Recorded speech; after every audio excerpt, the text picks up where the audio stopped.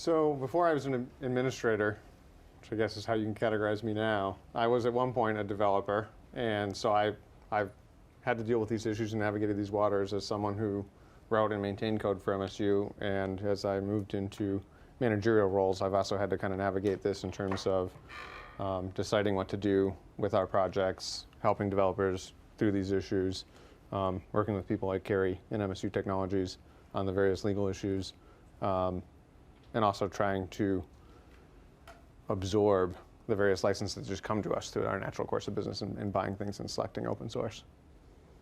And for my position, I am a technology manager at MSU Technologies. We are the commercial licensing arm of the university for university IP. My primary focus is copyright and working towards software. I also do some life sciences. If you have any questions about commercialization, come see me. And I've worked with Kari on a commercialization of code, and I can say that was it was always a long and difficult process, but Kari made it much easier and much faster than it would have been otherwise, and definitely kept us on the road. And it was successful. So. It was successful. Yeah. Yeah. So we tried to put together some simple definitions to try to provide a broad overview, but starting with a solid foundation on what's in play here. So, one of the first things that you have to understand is MSU's legal definition. I think everyone pretty much understands that, but we're constitutionally created, so we are a separate legal entity. This is the language in the board bylaws.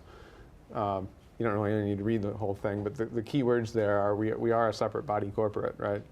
And it's known as the Board of Trustees of Michigan State University. So that's why you see in the copyright statement that the institution makes about institutionally owned property, you see that referenced as the entity holding the copyright. Another important note about that is that because the legal authority for the institution is vested in the board, they delegate authority. That is first and foremost to the president. That's why the board selects and hires the president. The president and the board delegate that authority deeper into the institution for a variety of things. Purchasing would be an example. MSU Technology, in terms of pursuing patents and our commercialization efforts, is another example. Contracts and grants, another example. So you see little segments of the administration that are given authority over certain slices of the pie. These I'm not going to click through to and read the thing, so I'm going to leave these as exercises for the reader. I'm sure we're going to post this somewhere too, so you have it available afterwards. There's an actual memo that clarifies how signature authority for the institution, and by signature authority I mean who is able to actually sign a contract and bind the institution legally to that contract. Signature authority is not really delegated that far. So it's safe to say as a software developer, you're probably never, I always hate using that word, but probably never have signature authority for the institution for anything you're working on. And that's really important in this realm, whether we're talking about adopting other people's licenses or applying a license to your own work. Usually you need to get other people in the institution involved to consider the contract and to bind the institution. And then the manual business procedures, that's what MBP stands for there, sorry about the shorthand. There's a section in there about purchasing, and that's a particular area in which administrative authority has been delegated in the institution. And there are some things in there, if you read about how you procure things or their role, there's actually a little bit of specific mentions of software licenses, but if you read that whole section, there's other things in there that you could see apply to software licensing. It's just not exclusive to software licensing, it applies to a number of things. A key note about this, a question that I often get is, well, if I figured out a way to execute the transaction, does that mean I'm okay then? And the P cards are obviously purchasing cards are obviously a means through which the institution has provided really deep delegation to execute transactions really rapidly. The idea being there, cut out paperwork, cut out decisions for the most common low dollar value transactions. And the catch is there's lots of software or even memberships to electronic or internet services you can buy nowadays, cloud services, that have click-through agreements, and you can just pay by credit card, $10, $20 a pop. Just because there's an easy means of paying through the institution doesn't necessarily mean you're obviated from all of the various legal requirements of binding the institution properly to the terms of service in the legal agreement.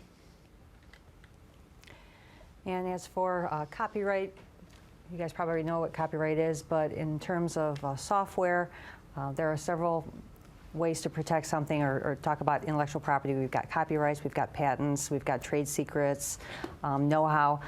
In the sense of copyright, it's a protection a form of protection for authors who have done original works of authorship. In the case of software, we would consider that a literary work. There's also opportunities for potentially patents related to the software, but for the most part, we would consider them literary. And having a copyright means you've taken something and put it in a tangible form of expression, and whether you publish it or not, whether you don't need any special protection per se. By virtue of creating something, you have created a copyright. And for those works created on behalf of the university, we use the circa, in this case, 2012 for this year. Michigan State University Board of Trustees goes on everything. So just consider that. I get calls all the time saying, I need to copyright this. Well, you don't. You can register a copyright with the Copyright Trade Office, but that is typically only done if someone's going to litigate. So you already have protection. Just make sure that you put that copyright symbol and the wording on the bottom of your work. And what does, by having copyright, what does that mean? Well, if you are a copyright owner, it gives you certain rights. It gives you rights to make copies, reproduce things, create derivative works, distribute, sell, publicly display or perform in the case of plays and things like that. One thing that this also does is having copyright allows you to give permission to others to do all of those things through some sort of a licensing arrangement. I remember when I was reviewing Kari's slides, and I saw the public performance doesn't apply to software, and I just started thinking of various JavaScript routines that you could theoretically get a dance troupe and publicly perform. So if anyone wants to do that later, let me know. I'm interested. Copyleft isn't really, I guess, a technical or legal term. It's just something that's kind of emerged in common parlance about these kind of issues. And it refers to efforts to write up a license agreement that intentionally does not reserve the various rights associated with copyright. Tends to imply that either you intend to be fairly open and give the work away, or allow people a license to use various permissions that normally would be considered exclusive to the author. It could also occasionally require that you do so. So often with software licenses, you see where it says if you're allowed to freely do this, that, or the other, use or distribute, but in order to do so, you also have to include this license agreement with it. In other words, it has to be clear in distributing it, the terms under which you're distributing it, and that the next person has the same rights that you do. That would be certainly a copyleft concept.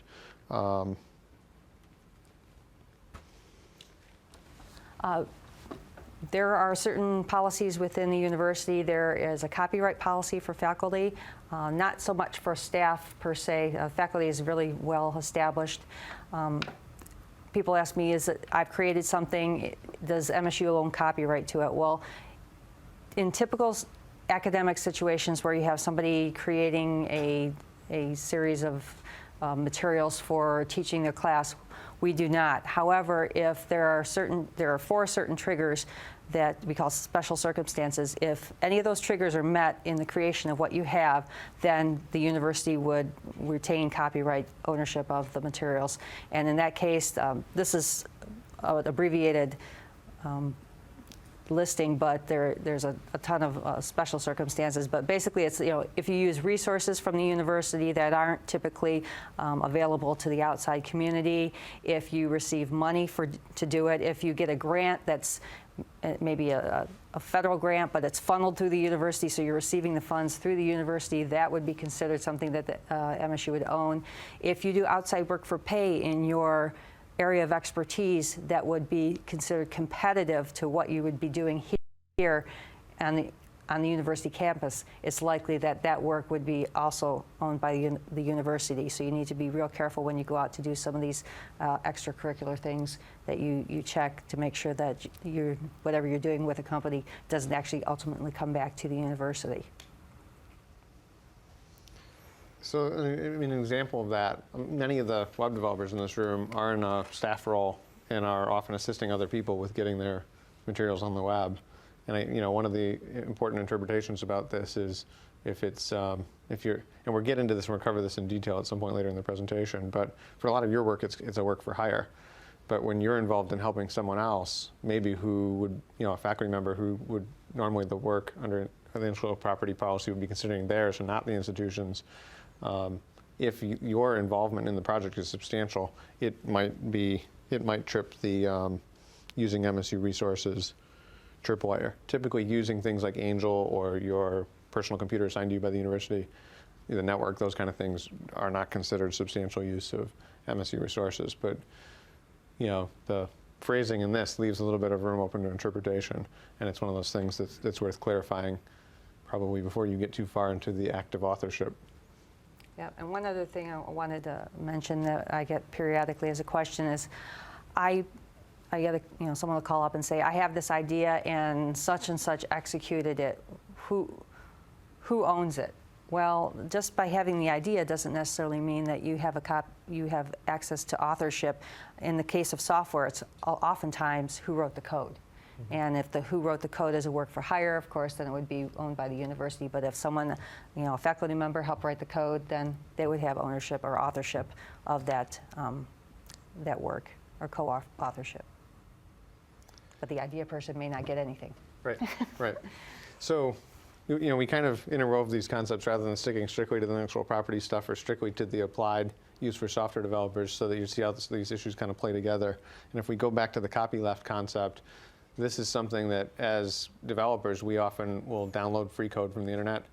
And by free, I mean something that is openly licensed and free for us to use, not just no charge, but includes some kind of an open license. We also occasionally, when we write things, and we decide, well, this isn't really the main body of my work, it's not particularly commercially valuable at all, but I would like to share it with a body of other developers that are solving the same problems. A lot of like little utility functions or quick little fixes, fit into that category. And a key thing to watch out for is what's kind of referred to in developer slang as a viral license. The most common one that you bump into is the general public license, used commonly with the GNU projects, backed by the Free Software Foundation. I think I inadvertently accused them of being intellectual property terrorists, or earlier anarchists maybe a better term.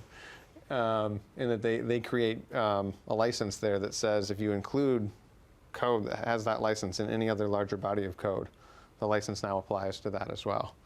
The risk there being that you could inadvertently infect a larger body of intellectual property with this open license unintentionally.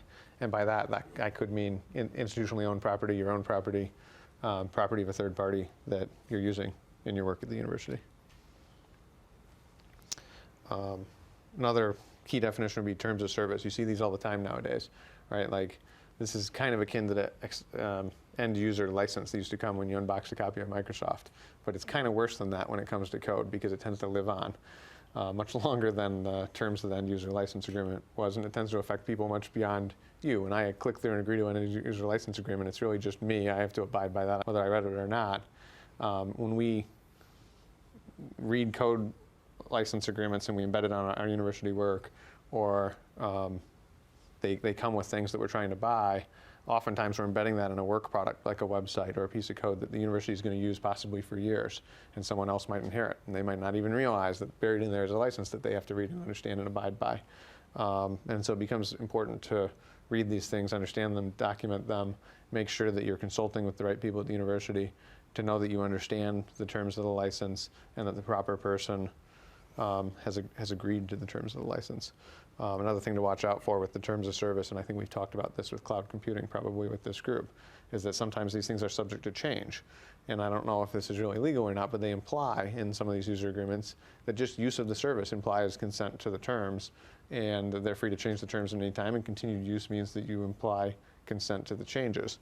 And that's, I guess for my own use at home, a risk I can live with. For my use as a employee of the university, definitely not a risk that I'm comfortable with. So when you're working on code, whether you're talking about commercial licenses, like an example here, I think I encoded in the slide, would be Angel. So that's a product we licensed from Blackboard. So was until recently publicly traded company. They have pretty meaty license agreements that we sign. There's actually a block in the contract that says we are expressly forbidden from incorporating copylefted GNU code into their code base. But their concern there is that if we were to accidentally incorporate some code that we found on the web into their software, and then that got distributed somehow, their proprietary intellectual property, which they take huge expenses to take care of, much to the detriment of their reputation sometimes in terms of aggressively protecting their patent rights, would all of a sudden be flushed down the toilet by a line of code that we included that was GNU licensed. I think that's something to watch out for. Mainly your choices should be intentional. You should be reading these agreements. If you don't understand it, get help. Make sure your choices are properly authorized. And when it comes to web services and other things like that, some of which are provided free or under some kind of a license that allows free use, when a lot of times information sharing or other kinds of the user's activity stream, I think we talked about that with this group relative to Google Analytics, is then shared with a third party under some kind of terms. Disclosure of those terms to the actual end user is important. Disclosure of the fact that you've exposed them to this risk, even though the risk is a privacy risk and maybe somewhat ethereal to the average person.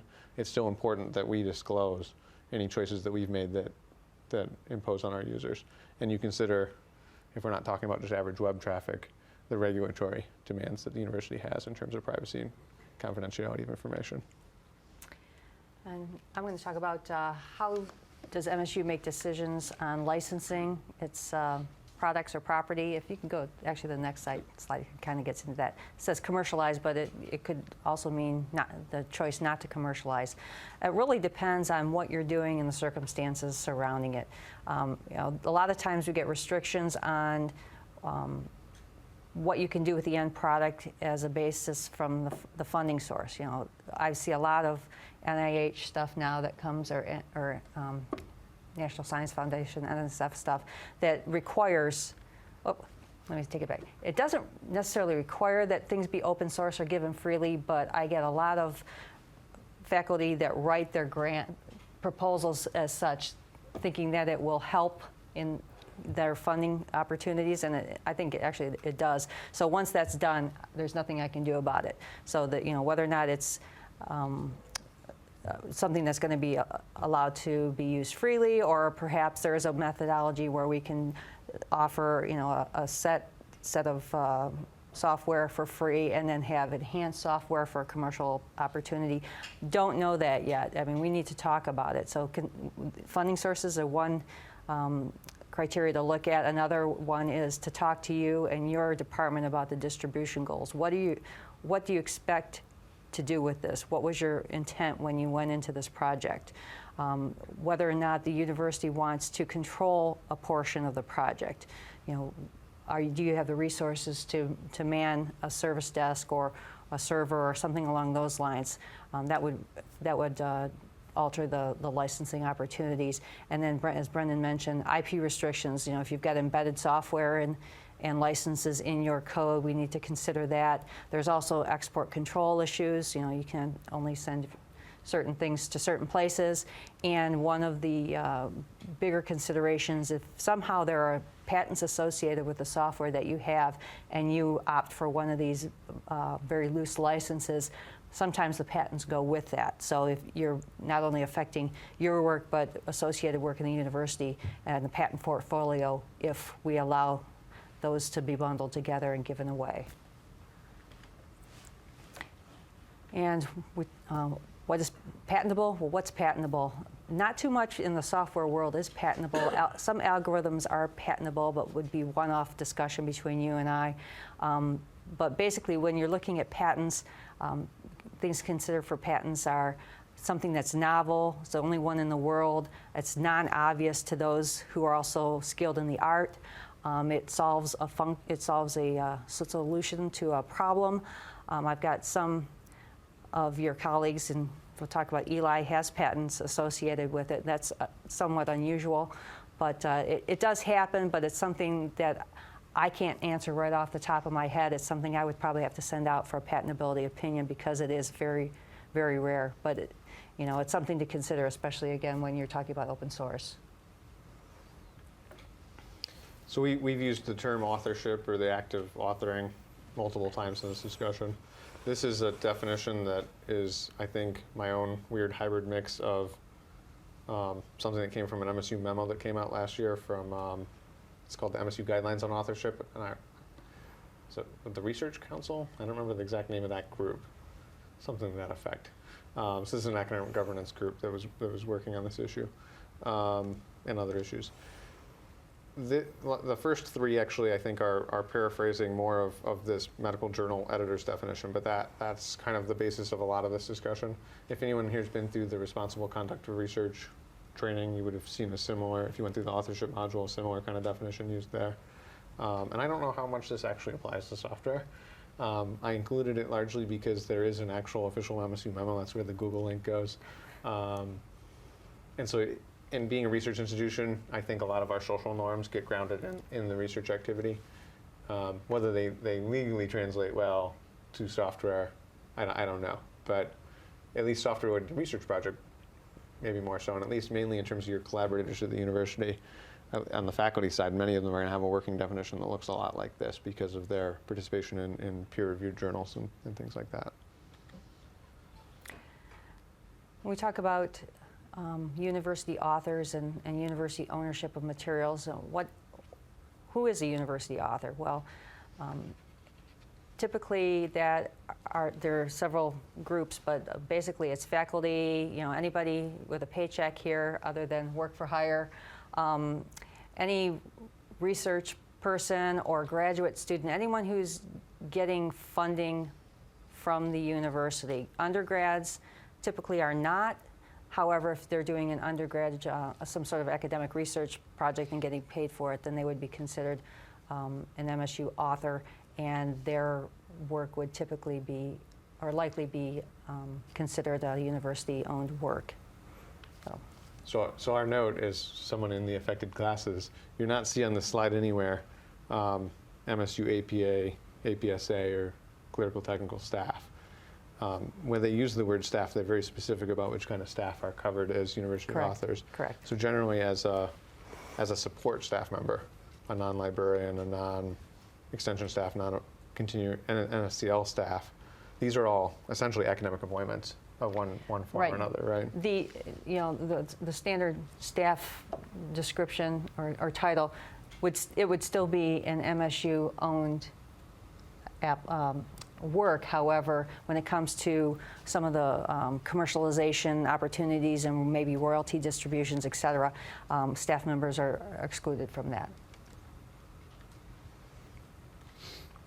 And to get to a situation where something is commercializable and sold to a licensee, my office goes through a commercialization process, and basically this funnel just kind of shows you that we start off with a bunch of ideas, a bunch of intellectual property, and through a series of stage gates determine what actually has licensing potential. And I won't go through all the gates here, but the main point of this is we make decisions based on data. We make decisions on whether or not to market something, whether to patent something, whether to maybe even try to assist in getting a work or a patent or some idea from point A to point B where it's more recognizable as something that someone might want to license. So the main point here is when you have something that you think may have potential or you don't know what to do in terms of licensing, you're stuck, please come to see me or talk to Brennan, and we'll try to work you through the process, because as you may or may not know, MSU and MSU Technologies has been revamped over the last 5 years to be more user-friendly, be more up-to-date, and in terms of copyright and software, we're a little bit behind. We're working together as a team to try to establish some procedures to interact with you folks and vet what you have, but we're not quite there yet. So it's best to ask the question. We can always tell you you don't need to talk to us, but it makes sense to err on the side of safety. Yeah. We deal with a lot of these as ad hoc cases. And that's both in terms of which of us from the various offices get sucked in for advice or who's going to own it primarily, as well as how we apply our best understanding of MSU policy or what's in the best interest of the institution in any given case. This is an example, a working example from recent work at MSU. So everyone's familiar with the Quali project, I assume, because the new finance system is based on that. So you probably heard the term quality finance at some point. That's one of the various quality projects associated with the Quality Foundation. That's the basis of MSU's new finance and accounting system. So this is an example of what would actually be referred to as community source. In other words, it's not a totally open source project. You kind of have to join the community and sign the number of agreements, and then you can participate and contribute. Most of the community are higher ed institutions. There are some commercial parties, but they're participating on the exact same license terms that the universities had to agree to gain membership. As we kind of established earlier, because most of the people producing code at MSU are on regular staff appointments, this is essentially considered a work for hire. So we're not considering the individuals writing the code to have any ownership. Their ownership stake is on behalf of MSU Board of Trustees. And the partnership agreements we signed to get into the quality project essentially outline how that intellectual property or work output that is copyright Board of Trustees is essentially transferred and assigned to the Quality Foundation. So the end product from the Quality Foundation that is distributed and adopted locally at each campus, like we did for our finance system, is, I assume, copyright Quality Foundation. Yeah, because of these transfer agreements. So they end up being distributed under the Educational Community License. That's a specific kind of license. If you went out there and Googled that, you'd find the full text of the license. That's what the Quality Foundation chose to distribute under.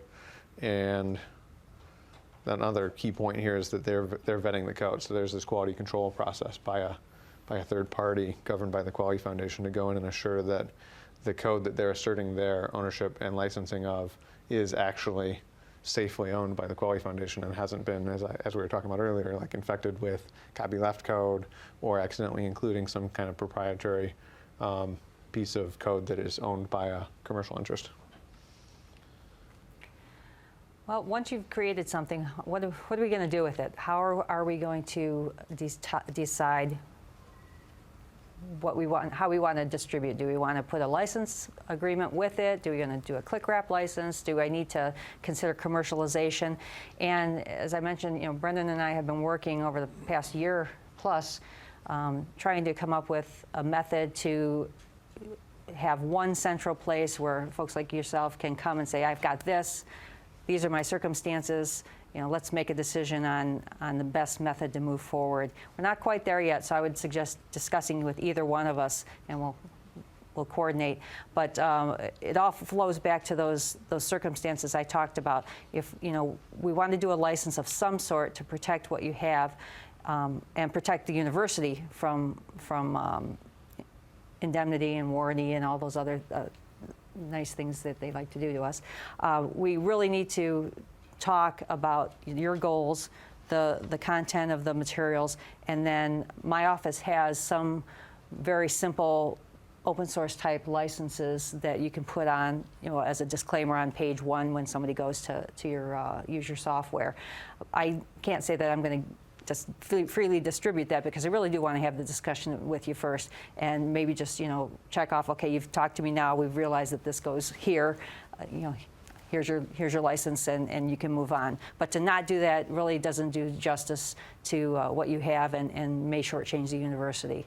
So in any case, please give one of us a call. I'll leave my cards here, you can take one and we can always have that discussion. In terms of apps, we've been getting a lot of questions about apps. Either there are actually apps on campus already or somebody has an idea for an app. What are we doing with that? Well, MSU does not yet have an agreement with Apple to distribute. Unfortunately, the university gets one agreement as a commercial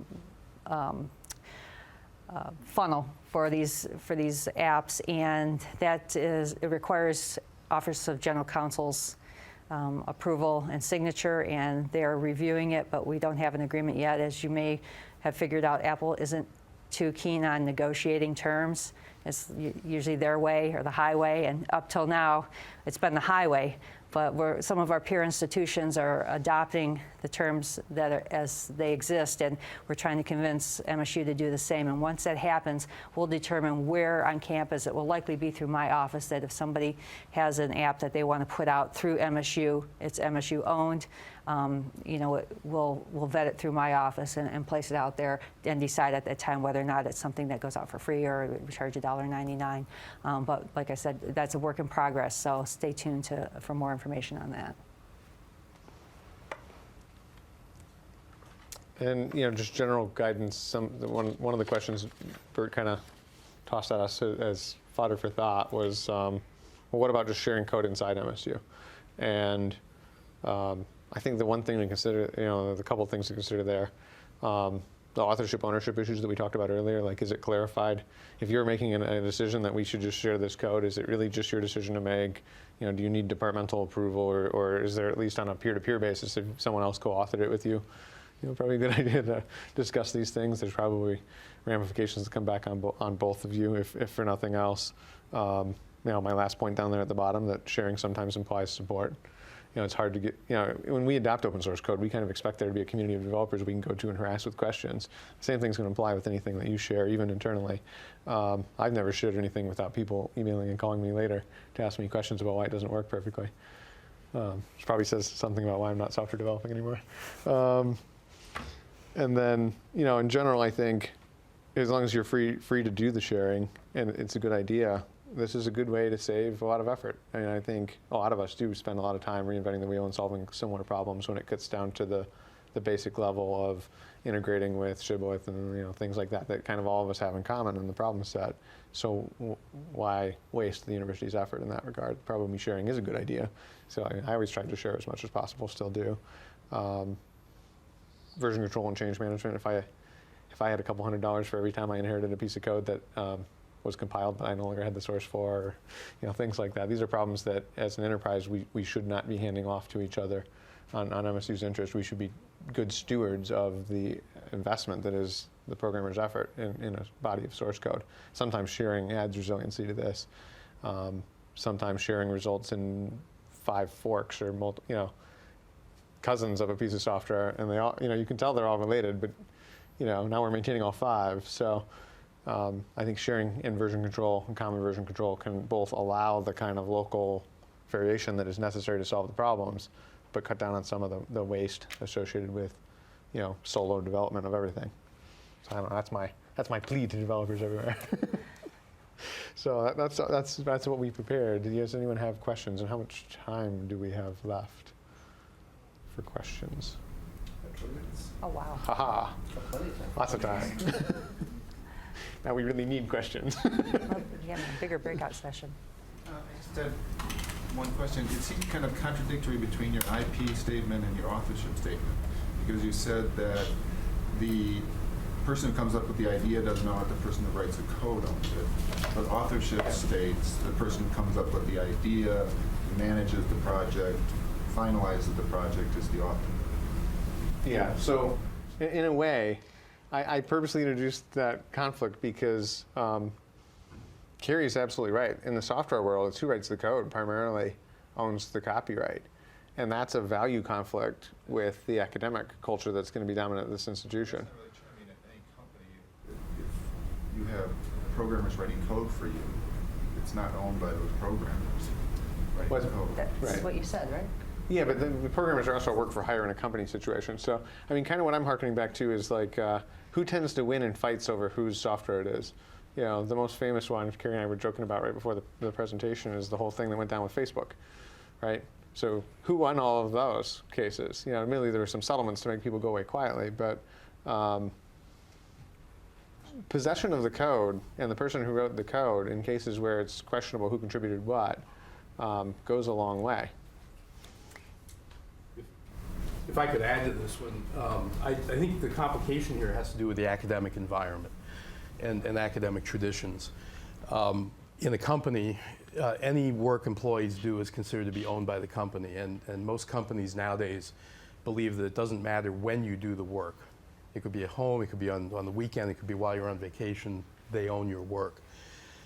in the university, we've had a great tradition, at least for faculty, of saying that faculty own their work and students own their work. And so what we're trying to do with these policies is reconcile those traditions and try to hang on to those traditions the best we can in an age when people think differently about these kinds of conditions. And when as Kari and Brendan pointed out on one of their slides, for faculty this is pretty easy. For students it's relatively easy. For staff employees it's harder. The university tries hard, I think, to give staff some benefit of the doubt, but basically staff, while they're in their employment of the university, are all doing work for hire, period, for Michigan State University. But the university doesn't extend that to their entire life. So the university has outside work for pay policies, it lets people engage in outside work for pay, but this is where stuff like this gets very, very complicated. And the direct ability to compare what goes on in the commercial world with what goes on in our world it begins to break down a little bit. Yeah. Yeah, and in the my area, when we have something that's patentable, it's very easy. Typically, the researcher who's done the research also created the patent, something that is patentable. The patent, he's the author on the patent. That's cut and dry. When it comes to literary works or things like that, I may have somebody who is an author but isn't a copyright owner. So the policies within the university need to be updated, and there are provisions that allow for a group of authors to include another author as long as they all agree. So I mean, there's some play there with who does what, but it's not easy to determine, and there's a lot of discussion goes back and forth when it comes time to actually put down a percentage of the project that you were responsible for, especially when there's money involved. Yeah. So generally, I know you mentioned that you kind of take everything on a case-by-case basis, but generally when the MSUT decides to open source a piece of software, they declare a piece of software as eligible for open source. Generally, what type of license do you see? Do you see like an Apache or a BSD, or is it more like the copyleft type stuff?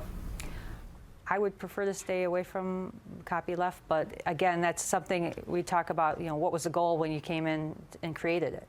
Right. And if that's the way it is, then, we can suggest some of the more difficult licenses to manage, but I'm for the shorter the better. So that's why I said, we can talk about goals, and I've got a stockpile of one-pagers that we could work with unless there's some special circumstances. But again, it's all what was the intent when you started the project. And unless there's some overriding commercial opportunity that would conflict with what you want to do, we would likely discuss it with your department and move in that direction.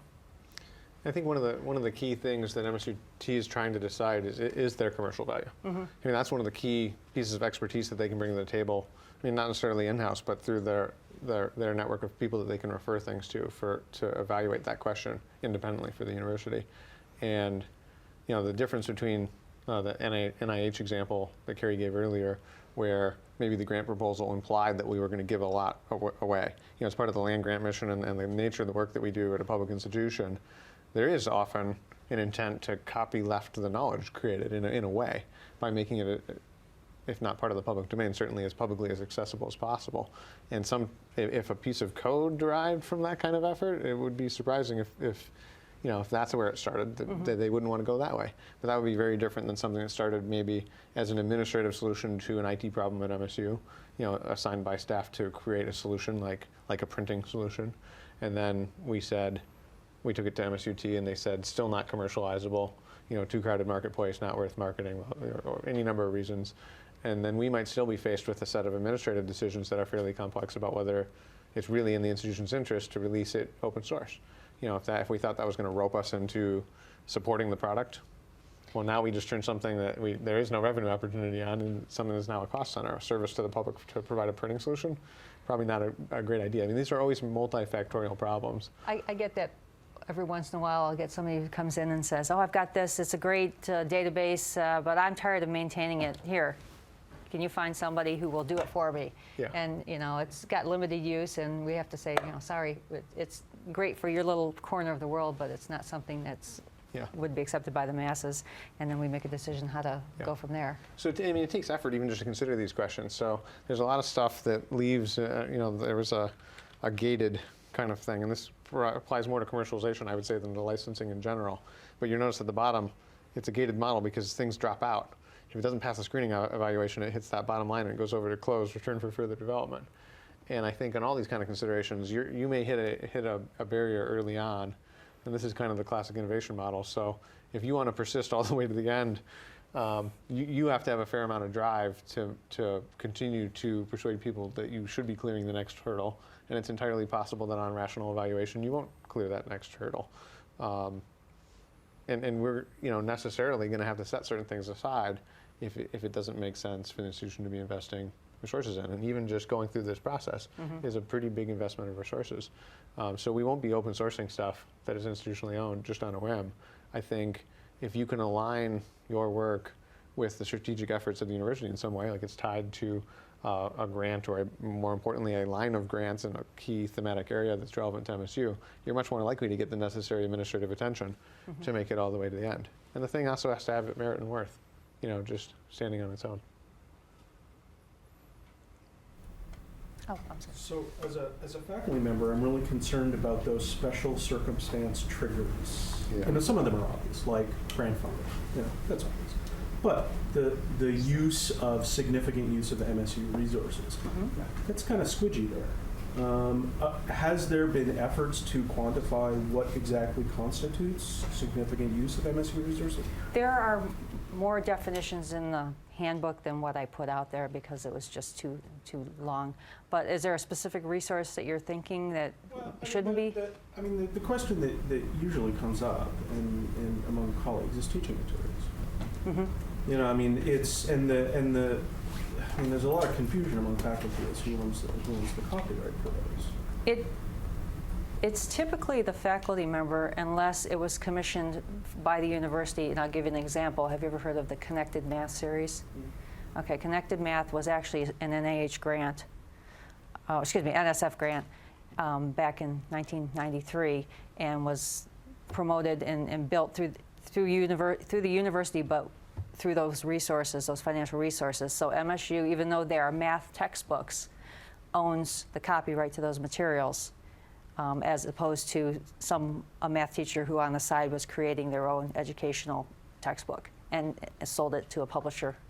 Okay, so then I got a sort of follow-up question. So Okay. you have a faculty member who develops course material for regular course under regular circumstances. That copyright rests, the intellectual property rests with the faculty member, right? Okay. So what if that faculty member quits his job or her job and then turns that into a MOOC, a massively open online course, founds a company like Udacity or something like that, and teaches that class online for 11 billion people? Same exact material, different circumstances. Well, I think the key in your example was you said that the faculty produced it on their own and it was copyright the faculty member. In which, right? They teach the class in in a regular Yeah. sort of face-to-face setting, and then they get wooed away or whatever. Yeah. And then they're using the same class materials that were developed, for teaching face-to-face. Yeah, and I'd say as long as it wasn't directly commissioned. You didn't have your staff member type up all the materials for you. I mean, that's a Right. Use of resources. I would still err on the side of coming to talk to us because just for clarification's sake, we would want to make sure that your department agrees with the fact that you own them, or if they're giving, sometimes I've had people give me reasons why they don't think they should be owned by the faculty member, but we would end up probably writing some sort of letter of permissions or understanding so that you would have free clearance to use those materials. Suggesting I'm going to teach a MOOC. Yeah, and you use the word online class there, and so online classes is where this tends to come up because of the amount of investment involved in creating that teaching material as opposed to teaching material for a face-to-face class. And my advice to faculty on this is when the chairperson says, "I'd like you to develop an online class," clarify how loose is that? Do you mean like, this section would probably be attractive to students online, go ahead and do whatever you want to pursue that market interest? Or do you mean I'm directly commissioning you to go and produce an online class for MSU?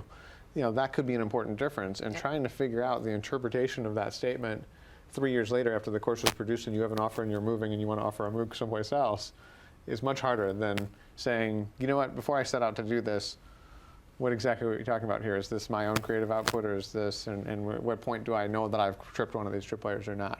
And have just a clarifying discussion, even if you don't encode a memo that is forever binding, at least understand what they're thinking and what you're thinking. In a lot of cases, I'd say this policy is interpreted fairly liberally towards the faculty, but clarifying it helps a lot. Anyone else? Yes. Back on the other side of the question, if we're using PHP or MySQL or jQuery, all of those have terms associated with them. Oftentimes, we'll have a project, we'll assign it to a student, the student will go out on the web and find something, and suddenly it's incorporated in there. What's the policy for looking at all this stuff? I mean, who keeps up? If the policy changed with P5.4, oops, is what's different now? Or take MySQL, which is now owned by Oracle. Yeah. You know. Right. I mean, I resonate with that because that's what I've been dealing with my whole career. And usually we react to these things after we're already 1 foot into the swamp. You know, it's usually when a developer demos a product to me, and I say, "Oh, that's cool. How did you do that?" And they explain, and I say, "Oh boy, what was the license on that? That thing that we just got for free, or that we paid $15 for on the P card." And sometimes we're sorting through that after the fact. And I'm sure that for every one of these things we've actually considered and figured out for sure and done right, there's probably 100 laying under the waterline somewhere that no one noticed or no one bothered to raise. And it's just kind of the reality of software development in today's world, particularly with the web. I'd say when you notice, you probably have a moral, ethical obligation on behalf of the institution to raise the issue if you think there's reason for concern. And I'd leave it at that. Just get someone else's attention on it, and we'll deal with it from there. I mean, I can add a short paragraph on this too. It also depends on what the business risk is. So one of the problems with what happens if a private company comes to own one of these licenses and decides that it's a threat to their business success if people are just using the license for the software for free, is they have a right to injunctive relief. So they can go to a court and basically not just prosecute the people who violated their license or they believe violated their license terms, but they can seek an injunction against anyone using the code to make them stop using the code. So this is one of the reasons that the Quality Foundation has invested a fair amount of money to hire third parties to go to run tools against the code base to make sure that there's nothing in there that we think is not absolutely open source. Because just imagine what it would be like if a court order arrived on my desk that said we had to stop using our finance system, like effective immediately, and with no end in sight for when we might be able to start using it again. This almost happened with when Blackboard was suing Desire to Learn over patent issues for the schools that were running that code. So there's a business risk in the use of the software that is at least as big, if not larger, than the risk of having engaged in inappropriately using licensed code in a code base. And you have to think all the way downstream about this as to how much attention you want to pay to these sorts of issues, both when the code's being developed and then later on if the licensing changes. Well, that's one of the things we ask as a steward of the license is, are there any other codes embedded in here? And most of the time we go, oh no, I wrote this all myself. And then you start digging down and there's one little line or something that, just rewrite it. Take out what might be problematic. So a quick corollary to that, does MSUT offer any services to do code reviews or things like that to help clarify some of those things? Because I'm not a legal expert by any means, and that's one of the things I know. Just some of my work dealing with the Apache Foundation, I know they spend hundreds of lawyer man hours dealing with that. Mm-hmm. It's not something I'd feel comfortable sending to our general counsel over and over and over again. We do not at this time. At least my office doesn't. right, and so I'd say, the information that Kari's trying to get when she says on the application, it asks, are there any other code? They're they're really counting on the people that are asking for commercialization advice to do a review of their own code, try to find code that they didn't write or that has a license agreement embedded to it that is in the code tree.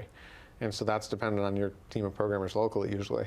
I mean, this is where it pays to be in the big units because you have more colleagues and you can say, hey, you know, fresh set of eyes, can you make sure I didn't miss something? When you're working alone, this is a little harder. But it's still a step that you could do. You know, set aside all other thought and say, I am just going to pore over the code and search for terms or things that either look non-native or that are clearly legal or licensed in nature. You don't have to interpret the license agreement yourself.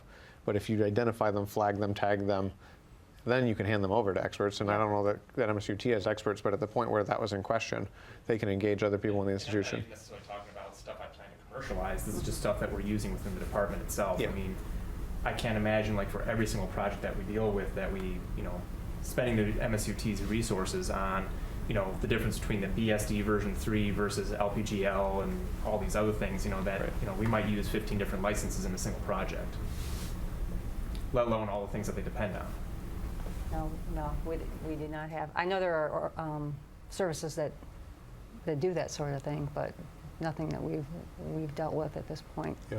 So I guess we'd have to talk about it. Another plug for version control systems. You make your code visible to other people, it helps with the reviews. But it doesn't, though. Yeah. I mean, But you still need you to take seat time and eyeball time and critical thought to go through that exercise, yeah. Good question in the middle there. Yeah, just to amplify James' point, you know, as a web developer, you use open source software all the time.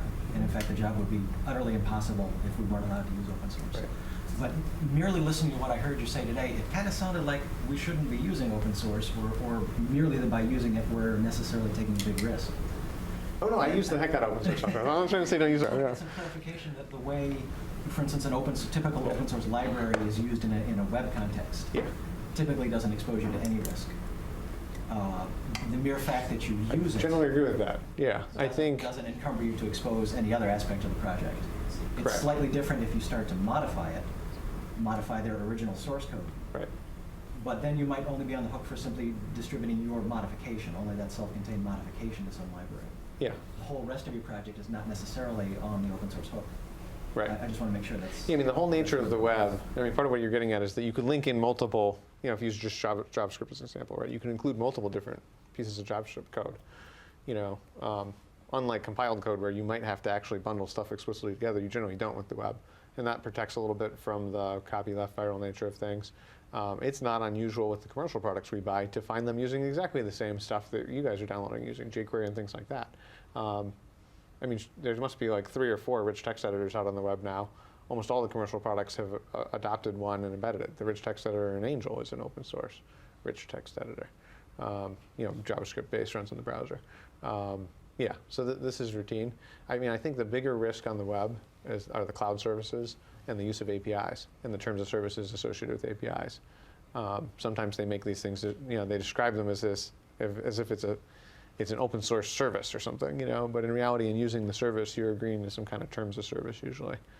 And it's the cloud tools, the social networks, the Google tools, the little widgets that you can include in your code that actually run off someplace else. An example of that, faculty in organizational development used the Google Translate tool on their website recently and then asked, is there any issues with this? And we said, well, yeah, there's like 6, but you know, they're all relatively benign, but you should probably walk through them and figure out how you want to disclose to people what you're using. And really what gave it a hook that made it a little bit dangerous in how it was used was not so much that if they had just linked off to the Google Translate tool and said, hey, if you want to translate our web page, easy way to do it, they embedded the nugget. And in using that, then they ended up signing up for the Google Terms of Service, the Google Translate Nugget Terms of Service, and then including the nugget on the page, it's going to run every time someone visits the page. The nugget is launched from a Google server, therefore exposing the visitor to Google tracking of use of the nugget. And that's how, you know, I'd say that's the more slippery slope on the web, is the dynamic inclusion of things that are run and offered and served by a third party. I think we're getting the stop sign. Cool.